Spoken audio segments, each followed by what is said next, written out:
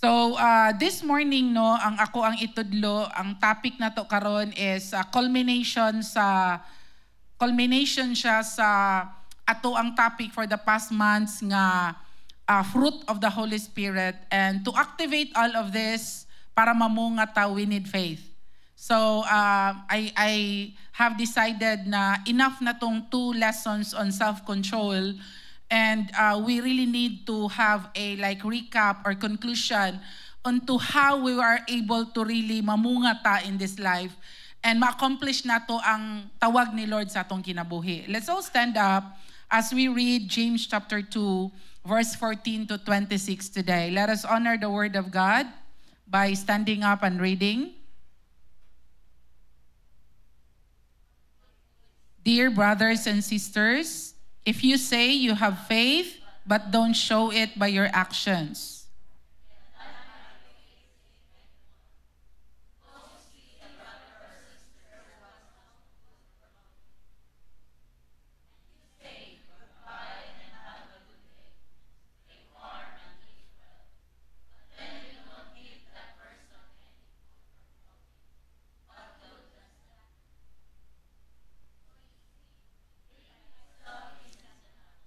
unless it produces good deeds, it is dead and useless. Some people have faith, others have good deeds, but I say, how can you show me your faith if you don't have any good deeds? I will show you my faith by my good deeds.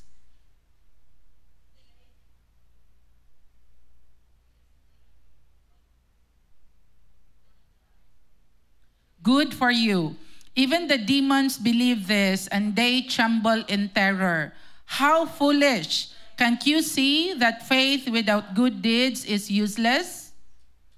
Don't you remember that our ancestor Abraham was shown to be right with God by his actions when he offered his son Isaac on the altar? You see, his faith and his actions worked together. His actions made his faith complete. Verse 23.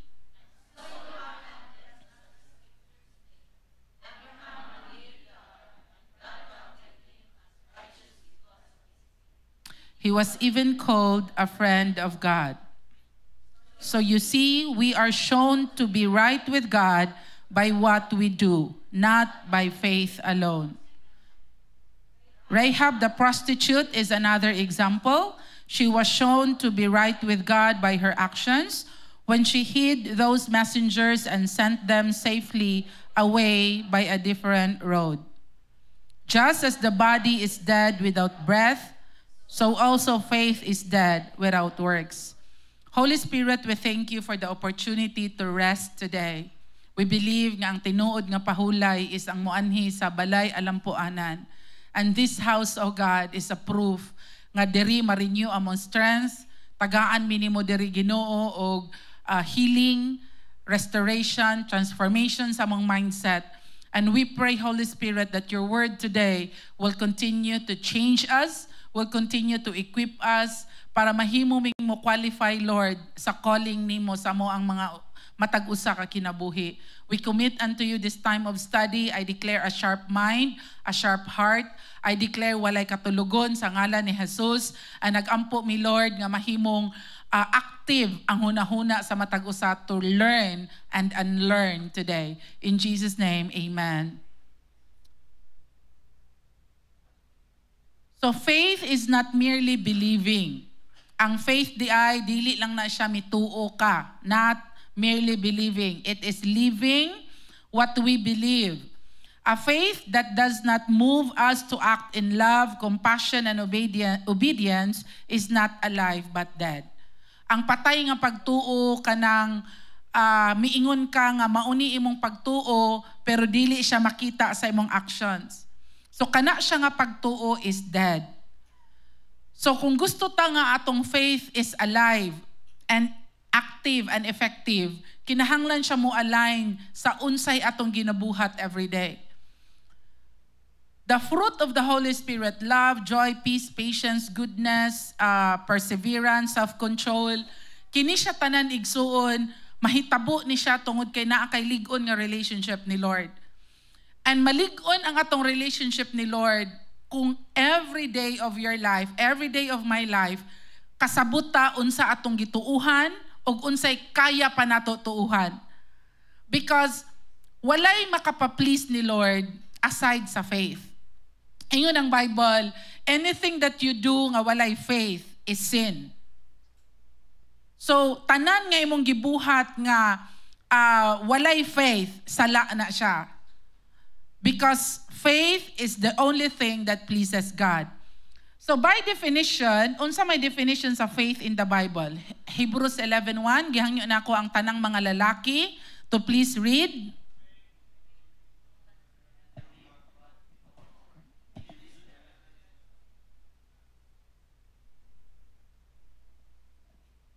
Ang pagtuo di ay kay realidad siya.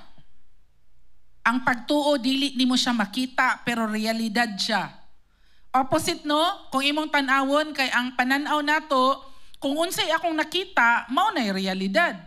Pero ang pagtuo di ay is ang realidad sa imong gihandom. Wala pa diha. Pero para nimo tinuod na gid siya. Ingon ang amplified version, ang pagtuo daw is titulo nga imong gigunitan pero wala pa nimo nakita ang yuta. Gagunit kag titulo pero wala pa kakaadtuan ng lugara. Pero kabalo ka imuan ng 20 ka ektarya nga yuta. Gagunit kag titulo, kabalo ka imo naa imong pangalan dira pero wala pa jud ka kita diha. Mao nay faith. And sa ato nga mga Kristohanon, sagara sa atua tungod sa sakit nga mga nahitabo nato, tungod sa palpak nga mga nahitabo sa kinabuhi, maupod ni siya'y muupos sa atong faith. Kabantay mo, tungod kadaghan ka nasakitan, tungod kadaghan ka na palpak, tungod kay nakay mga attempt, wala na po nag-succeed. And because of this, ang imong faith, mahimo siyang maupos. Murag mo ana ka nga, nag-exist na lang man ko kay wa man ko laing choice. Musimba ko kay kung di ko musimba, murag lain pud kayo, wala na ko simba-simba. Pero wala na gyud kay faith. Dili na gyud naa pa siguro kay faith to believe nga langit ka padulong, pero kana na lang.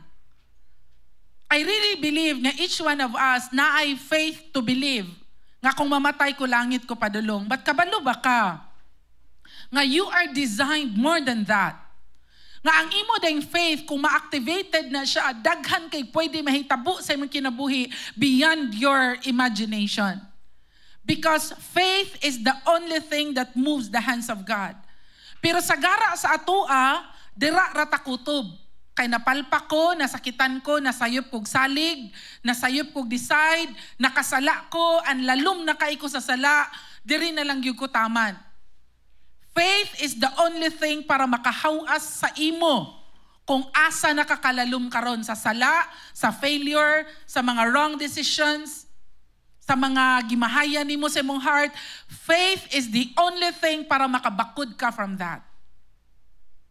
And kung kabantay mo, ang pinaka-target yun sa enemy is for your faith to be dormant. Imong faith kay natulog. Kabalo ka naa jud kay faith. Because once upon a time, grabe kay ka-dreamer. Once upon a time, grabe kay kag mga desires sa imong kinabuhi. Mahitabo ni, kanang grabe kay kag vision.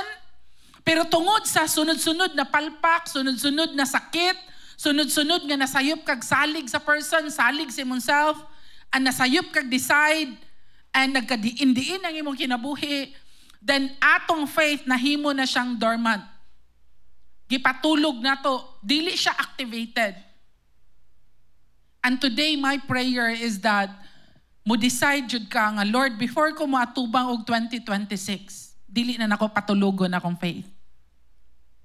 November is supposed to be the start where you plan.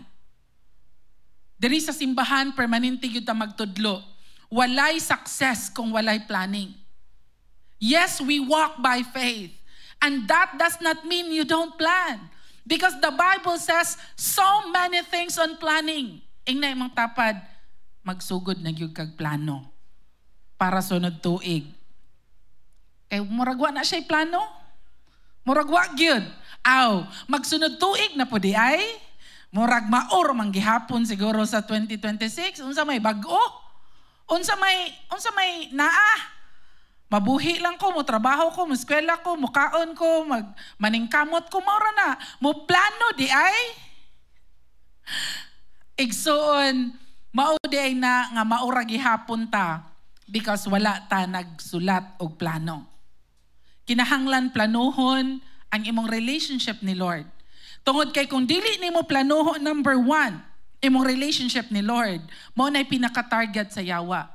Because kung maguba niya ang relationship nimo og ni Lord, kung mapasakitan ka, no, the devil cannot touch God, of course, because God is the creator.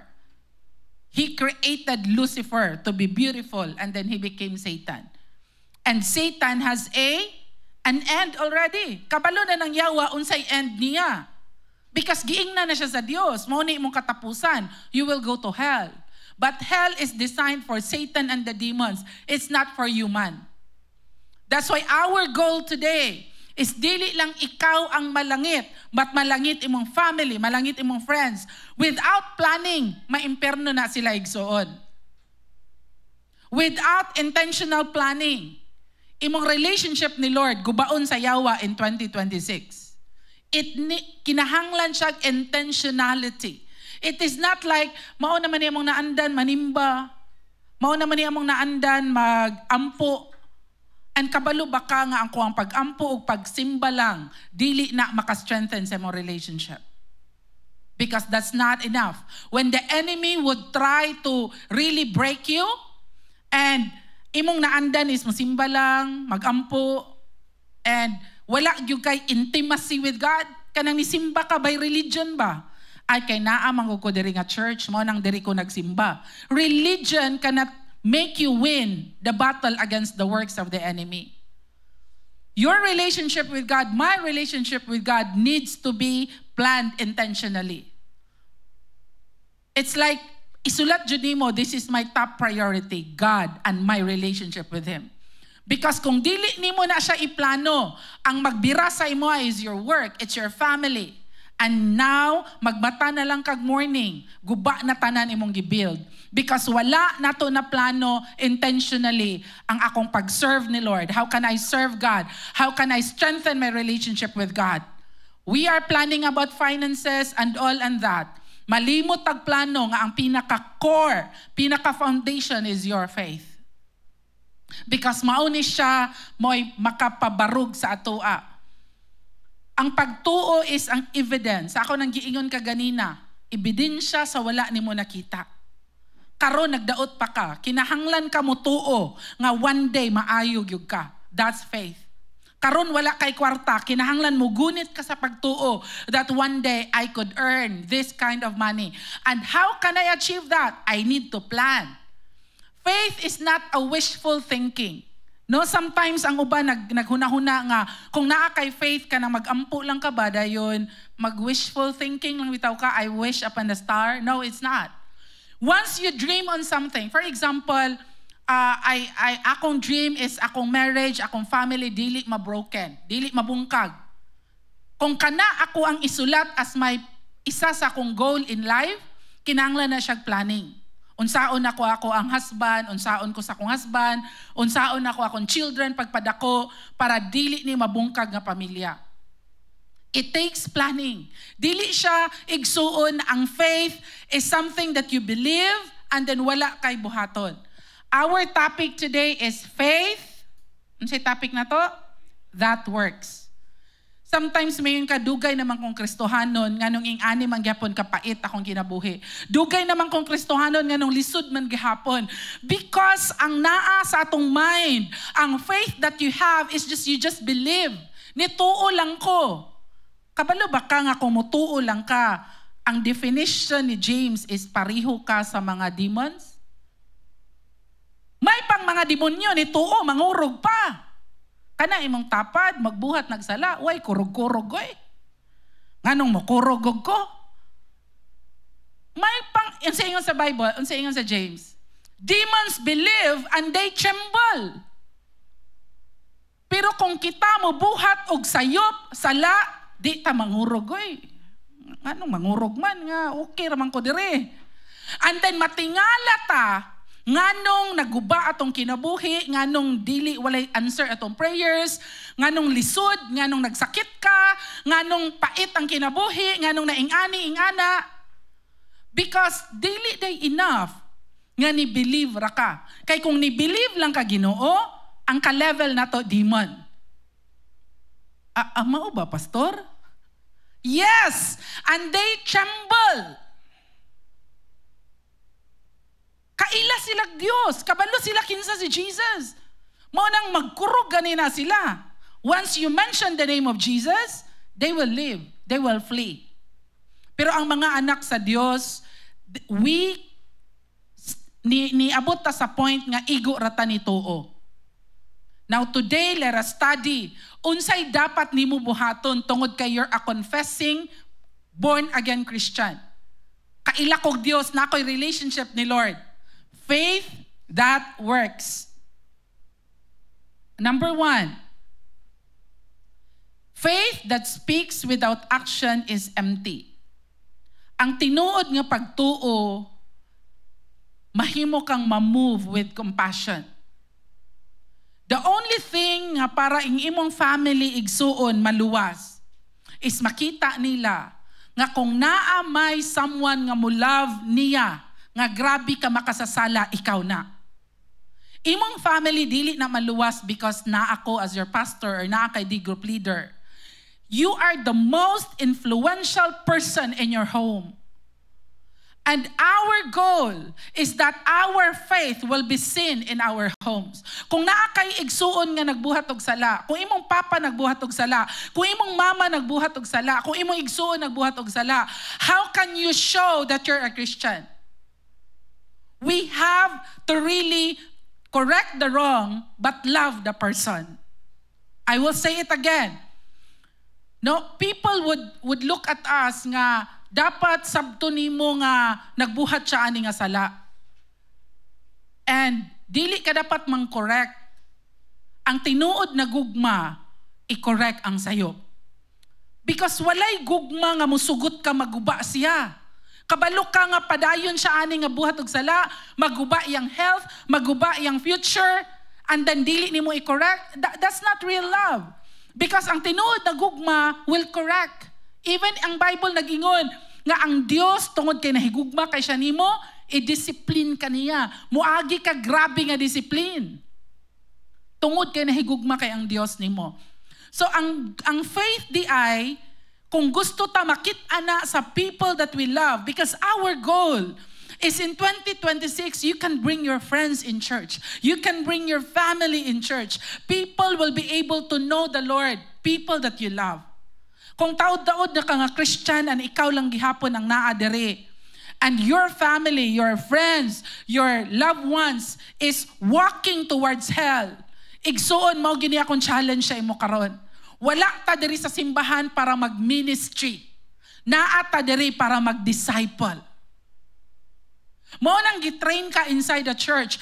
Mo nang gi-equip ka inside the church para kung ikaw na pod gamito ni Lord outside sa imong balay, sa imong school, sa imong workplace, you're confident because train ka inside the church.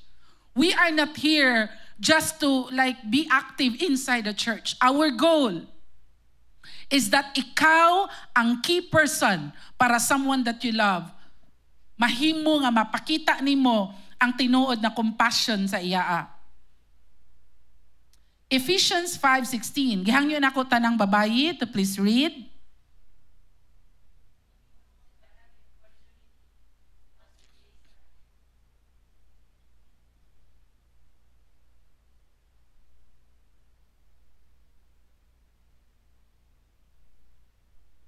Making the most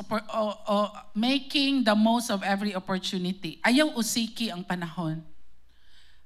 Kay na-realize na ko na as parents ba, naara ko'y gamay nga window para akong mga anak matrain ako ug mauban nako. And kana siya nga gamay nga window, gikan na siya sa 1 iyang edad paingon sa 13 iyang edad. That's the small window nga pwede na ko siya mauban bisan asa ko. Matrain na ko siya. This is who we are. This is what we do, anak. Matrain na ko siya in the way nga ma-shape iyang mindset. Because pag edad niya 14, mama mo hadto kog mall, mama na ako'y meeting, mama na ako'y practice. Pag edad niya 14 up, naana na siya own nga life niya. Na I realize today na that window sa ako ang mga anak is about to close. Di na, Di mi ganahan mo adto anak ma, oy. Maubanak. Magpabili na, diri rami sa balay. Nga naman, because naay lain-lain nga season ang pacing sa kinabuhi. Maybe as husband and wife, naa mo anak karon nga season. And you have to make the most of it because mausap na siya nga season. Naay challenges, naay challenge nga mahitabo later on. And you have, mitras karon, pwede make the most out of it. Teach the word of God if you can. Show that this is my faith. And your faith is something that you act unto. Imo siyang ipakita. Dili lang nimo iistorya, but imo siyang ipakita. Sa panahon nga makasala siya, i-correct nimo, but i-love nimo ang person. Tagaan mo siya another chance. Dili ikaw ang pinakaunang mo condemn sa person. But imong i-open imong door para sa person. Especially kung family na, especially kung friend na. Ang friendship, mahimo siyang mahasa, ma-strengthen kung naay mistake within the friendship and you choose to forgive again. Because kabalo ka, kini nga person is worth it. Naay uban na friends worth living, mat naay friends worth fighting. And ang Holy Spirit ang mag-determine sa imong heart who's who. Kinsa ni nga mga person. Naay mga tao nga worth pakitaan nimo sa imong compassion, and naay mga tao na worth nga kinahanglan i-end na nato ning relationship para sa tong mental health. No? Both of us. And you have to determine that. But faith again is it speaks without action. Kung walay action, mga igsoon, that's empty. Now, the Bible is saying to us examples of this.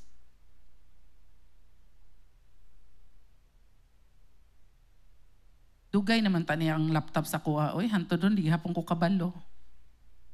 Pasaylo ang mga igsoon. Now, ang key verse nga ato ang gihisgutan no, speaks of Abraham. And in Hebrews 11:8, gihangyo na ako tanang mga youth to please read, kanang with energy. Kay katulgon. Nga no, basta wali, katulgon man yun. Pero bitog mag-Facebook, o mag-TikTok, o mag-scroll-scroll, ay halaka, 2 hours na dahi ko nag-scroll-scroll, no? Sige, youth, please read. Kadyot lang pagdungan, pud mo, oy. Okay, ready, go.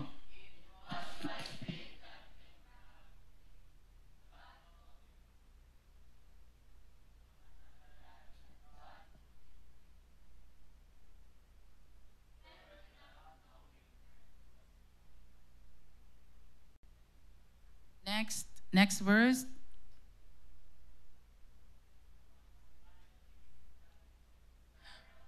Faster.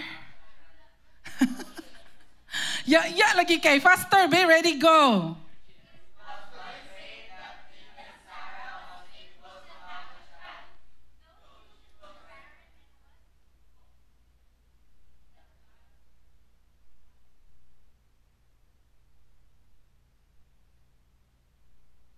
Now, 2 examples ang gibasa nato no. Abraham by faith, gignan siya ni Lord na kinahanglan ka mo biya. Kinahanglan ka mo biya ani nga lugar and go to the place nga akong isulti sa imo. And kani siya nga lugar wala pud gisulti ni Lord og asa.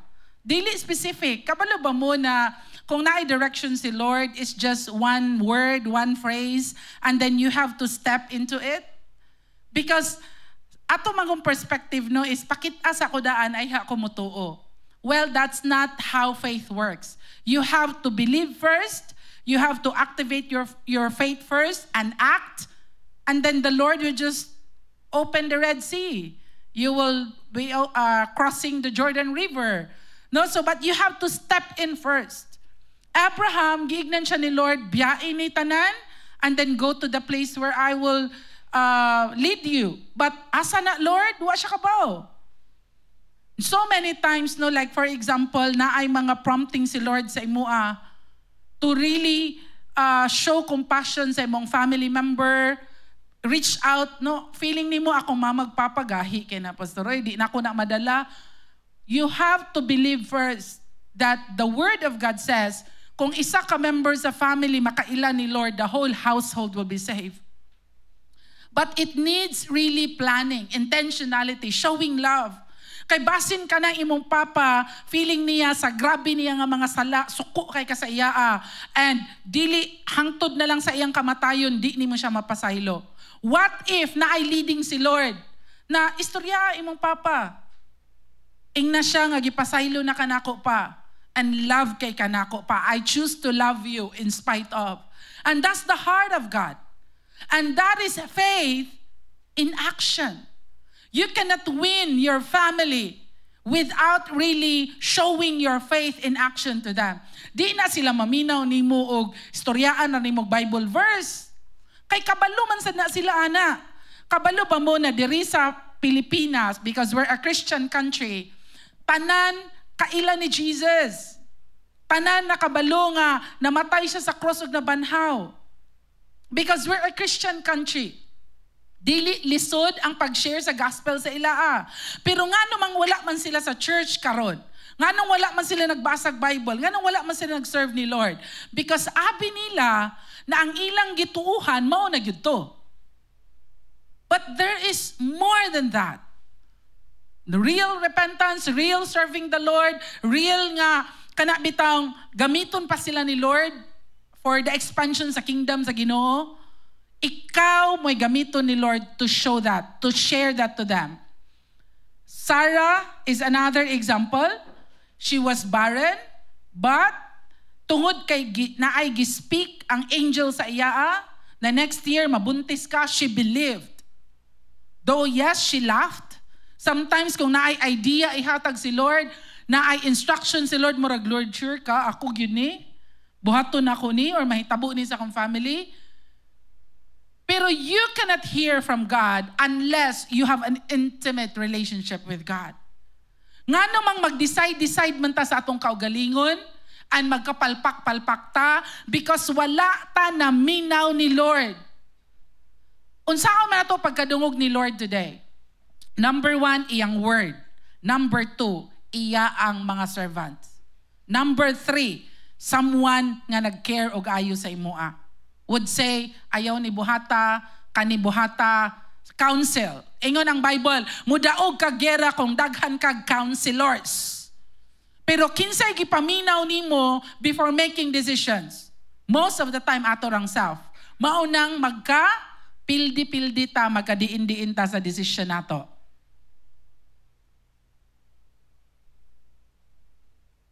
Number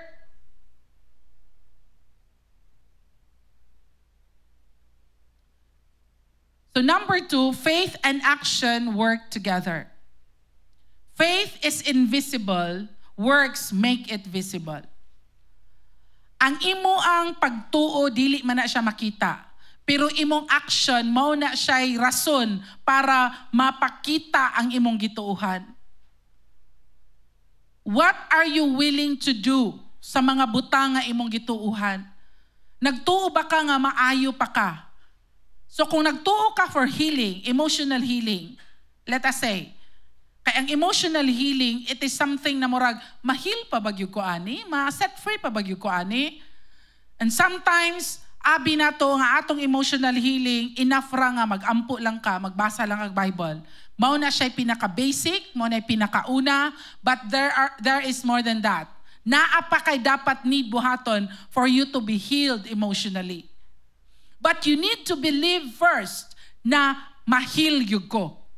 You need to activate that faith that I can be healed. Nga naay mahitabo nga maayo sa kuha emotionally. No, I have, because of our new page right now, kanang Daphne Vicente na page, nagibuhat sa church and sa media team. Ano ilang gustoan nga page, ilang suggestions kay, dili siya devotional, dili siya verses, but ang ilang marag suggestion karon nga season is, mo comment ko sa mga updated nga mga recent na mapanghitabo, no? Tagaan nako siya og biblical perspective ingana. And isa sa among gihimo nga research is kaning suicide, no? Nga nahitabo karon sa anak ni Kim Atienza. And wala na mo gi-mention ang name niya during sa akong pag-shoot, but gi-generalize na mo para mahimo siyang for everyone who is going through something. And a lot of times, ang ato ang emotional o mental nga condition para sa uban, moingon nga kulang ra jud kag pagtuo. Right?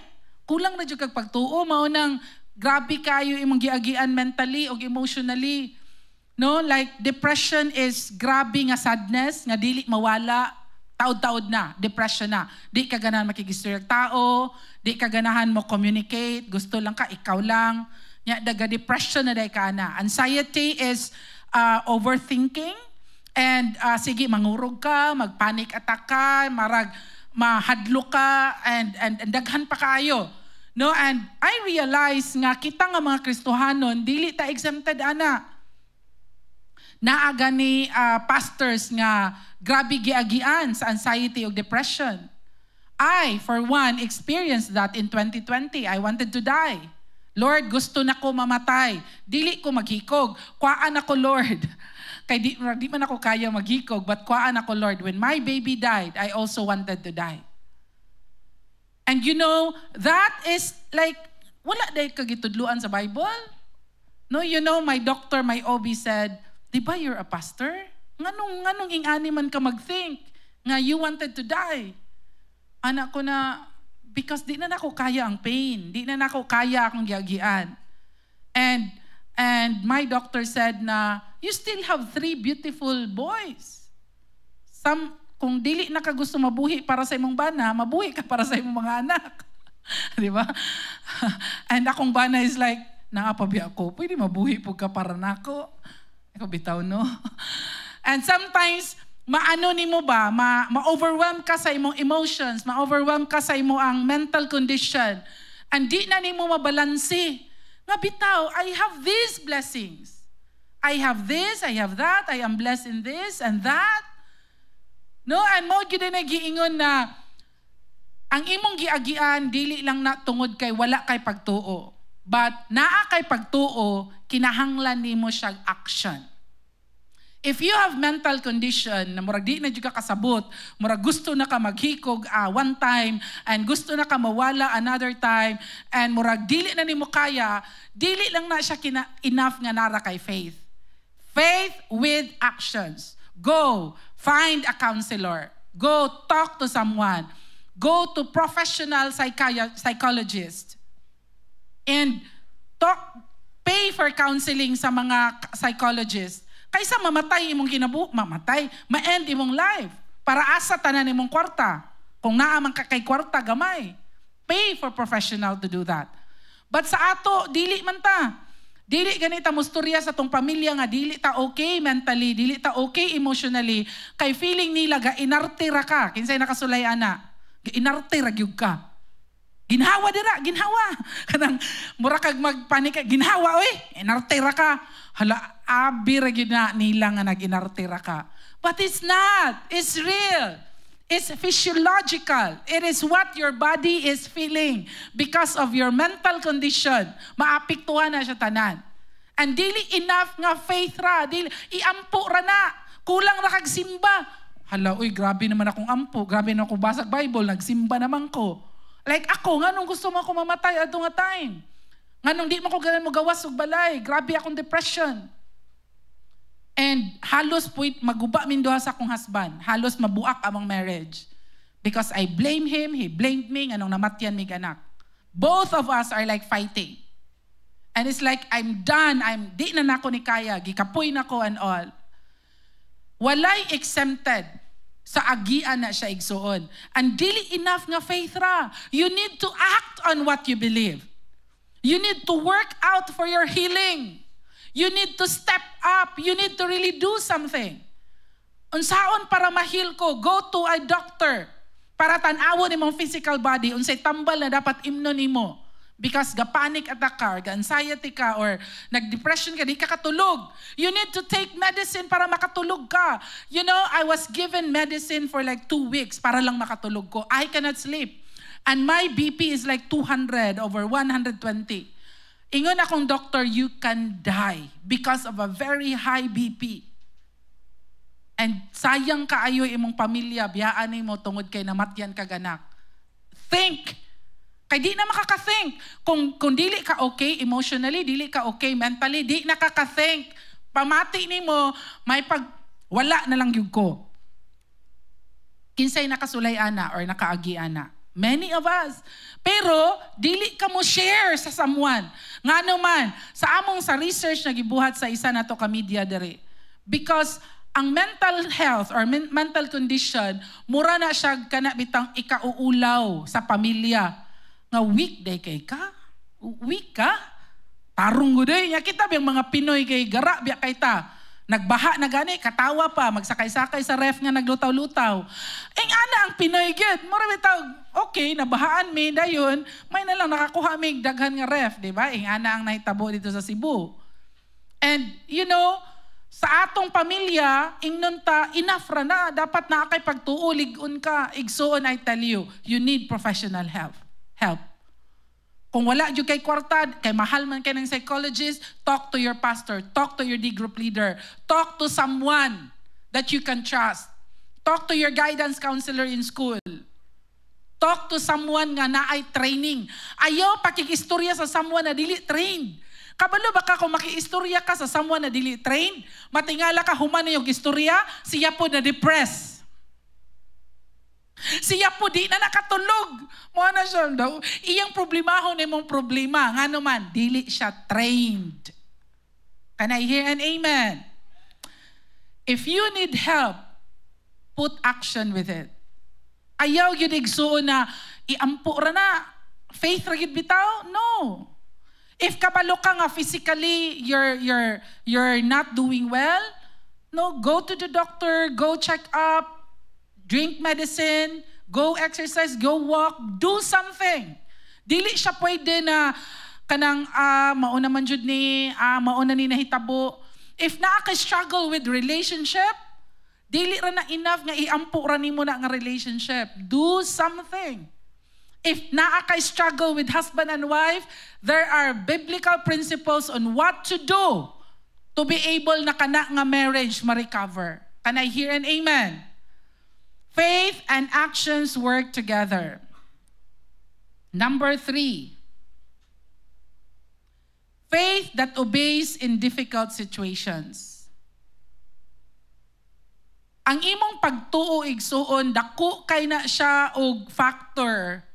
In fact, mao nay pinaka-factor para kaya nimo mo obey ni Lord maskin lisod. In Hebrews 11:31, this is a story of Rahab. Si Rahab no, ang dili ni siya Israelite. Nagpuyo ni siya sa Jericho. And ang mga Israelites ato kinahanglan na nila buntugon ang walls of Jericho. Kinahanglan nila tabukon para makaadto sila sa promised land. And si Rahab, naay gipadala man si Joshua nga duha ka spies nga mo check kung kinsa atong kontra, kaya ba nato ni daugo ni nga gera. And si Rahab, iyang gitaguan ang duha ka spies. Sa dihang nahibal-an na nga naay Israelite nga duha ka buok soldier naa sa ato ang lugar. Si Rahab na makak siya. Pag-adto sa mga soldiers, wala diri. Ang iyang direction nga gitudlo opposite nga direction kung asa niya gipatago ang spies. In our class in Christian ethics, no, gitudlo dito na sa Christianity, sometimes ingnan man ka diba na di jud ka dapat mamakak. Pero sa nahitabo kang Rahab, namakak man siya, right? Ingon siya, wala sila dere. So as a Christian, imo nang iway. Kung kinabuhi na gani ang baylo, Mutugan ba ka sa tinuod or i-preserve na nimo nga person? And in history, daghan kayong war nga ni Daog. Not just the war of the Israelites, but daghan kayong war ni Daog because naay someone nga ni-defend sa mga spies or sa mga anak sa Dios para dili sila mamatay kana nga time. And naay mga wars in Christian history nga ni Daog sila because of that. Ang imong members sa family, for example, you have to make decisions on sao nimo siya. Like, kung naay problema within the family, what will you do? Unsay next nimo buhaton para ma-solve na? Dili nimo pwede pasagdahan. There are seasons in life where you will be tested in difficult times. Unsay dapat nimo buhaton? And naay direction si Lord. Naay gusto si Lord niya ipabuhat sa imo. Are you willing to say yes? Bahalag lisod. Bahalag masakitan ka. Bahalag grabe kanang tanaw nimo, di na nimo na kaya. Are you willing to obey? Personal example nako ni is akong gi-example kaganina. When I experience a death of a baby, the instruction of God sa kuha is to surrender idolatry to Him because my children are my idol. That's the thing that highlighted the season, 6 months where I cried and grabe akong depression. Ang gi-highlight ni Lord is that I am a mother whose idols are my children.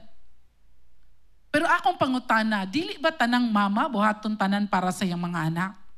Dili ba ang tanang mama ing anak jud niya ka-love iyang mga anak?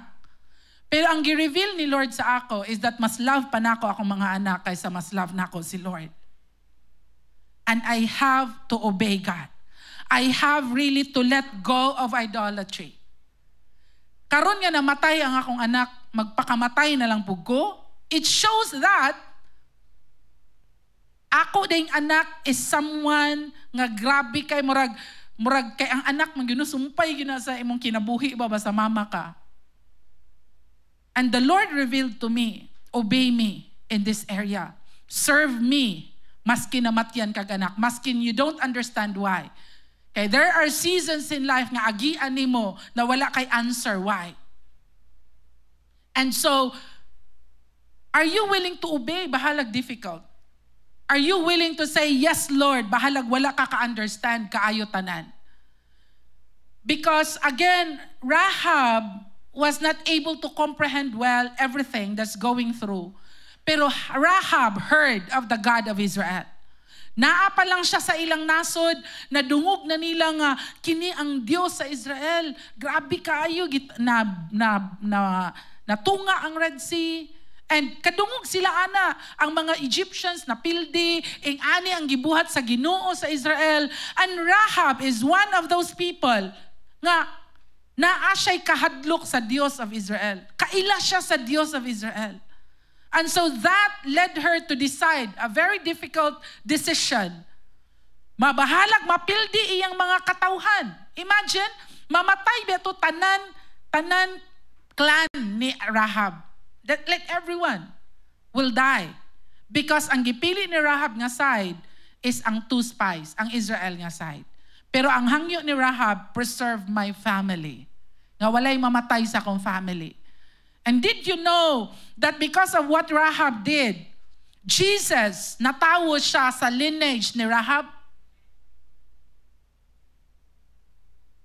Appeal si Rahab sa kaliwat ni Jesus Christ. What you do today, even if it's difficult, ang muani ana igsuon is your next generation. Apo sa tuhod, tanan nga difficult na ni-obey ka ni Lord today.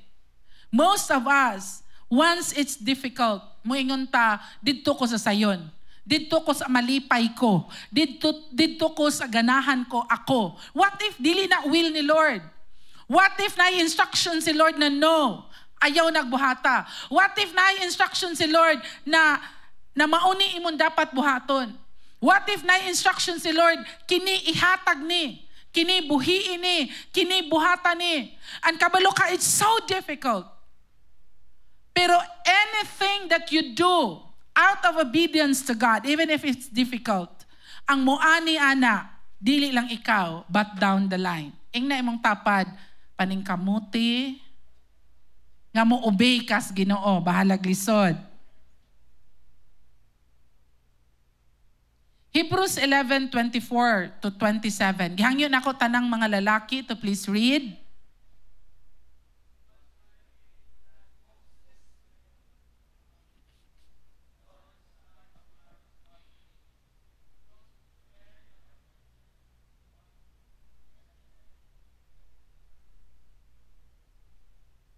(26)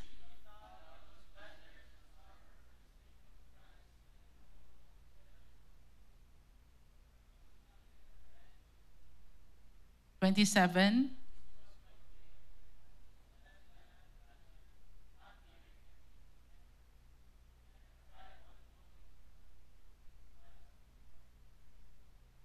Lisod no kang Moses? Si Moses is prince siya. Egyptian man iyang mother, iyang gi-adapt man siya, o Egyptian nga princess.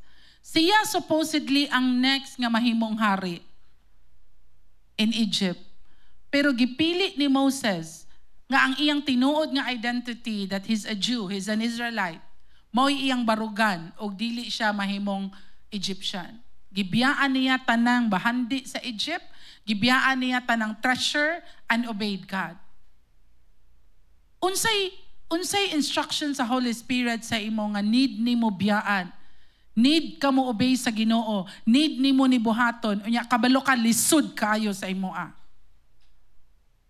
Are you willing to do that? For example, you're not doing great with how you feel and what you think. Pero unsay instruction ni Lord? Ang instruction ni Lord sa atua is for you to choose to have joy. Rejoice in the Lord always. I will say it again, rejoice. In all circumstances. Ang instruction ni Lord is for you to choose to be thankful in spite of your situation. Now, mauna ang sugo sa Ginoo sa tua to really choose to rejoice, to choose to have joy. Pastora, dili jud ko okay. Grabe ka pait ang circumstances, grabe ka lisod. Unya ang design ni Lord or ang instruction is, anak, ikalipay ang tanang panghitabo. Tanan. And your response is, wa jud ka kasabot sa akong gibati, Ginoo. Kisay nga na, murag masuko sa Ginoo ba? Ayaw ko ipa-rejoice kay wala, galisod ko, ga-struggle ko, emotionally, di ko okay, mentally. Ingnon ko ni mo, rejoice in the Lord always. Lisod kayo i-obey. Pero imong faith, nga ma-heal ka emotionally and mentally, kinahanglan siyang obedience in the Word of God. It's a daily choice. Counting your blessings every day. Find something nga maka-rejoice ka. Yes, lisod imong situation. Yes, maybe you're sinning. Yes, maybe you're depressed. Maybe you have anxiety. Maybe your relationship is struggling. But ingon ang Bible, rejoice in the Lord always. Rejoice in all circumstances. Tanan. Because rejoicing is choosing to be thankful to God. Lord, thank you nga kani nga kalisod, mas mailhan ka nako. Thank you nga kani nga problema makakita kog milagro. Thank you, Lord, nga kani nga situation maka-experience kog healing. Thank you, Lord, nga kani nga situation mas mailhan ako kinsay tinuod na mga tawo nga nag-care sa ako. Thank you, Lord, mo obey ko nimo diri nga area. Can I hear an amen?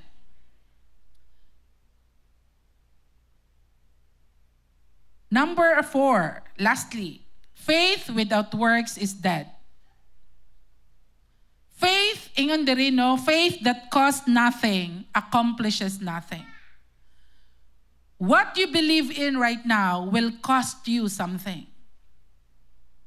Some people on Sundays are having time of their lives, doing Netflix, for example, And some would just relax, go to the beach, mga ligog dagat, family time. But because you choose your relationship with God, you're here on a Sunday morning. And that cost you. So many times this Sunday commitment will cost you family bonding with your relatives or friends.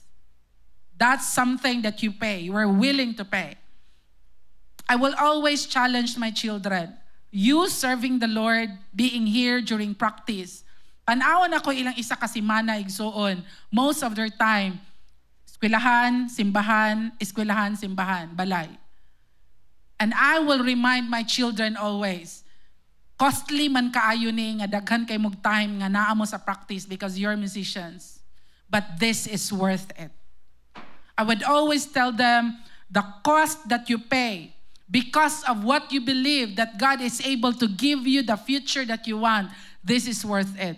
Igsuon, ang imong gituuhan na agyo na siya price to pay. Sa una, sayon sa imo mubuhat og sala, karon di na ka mahimutang. Lord, how asa na ko ani? Lord, tagai kog freedom ani. Lord, tagai kog way out ani. Because you're crying your heart out to God. Because, Lord, akong gituuhan is that mahawas ko ani one day. Faith without works is dead. And it's important to understand today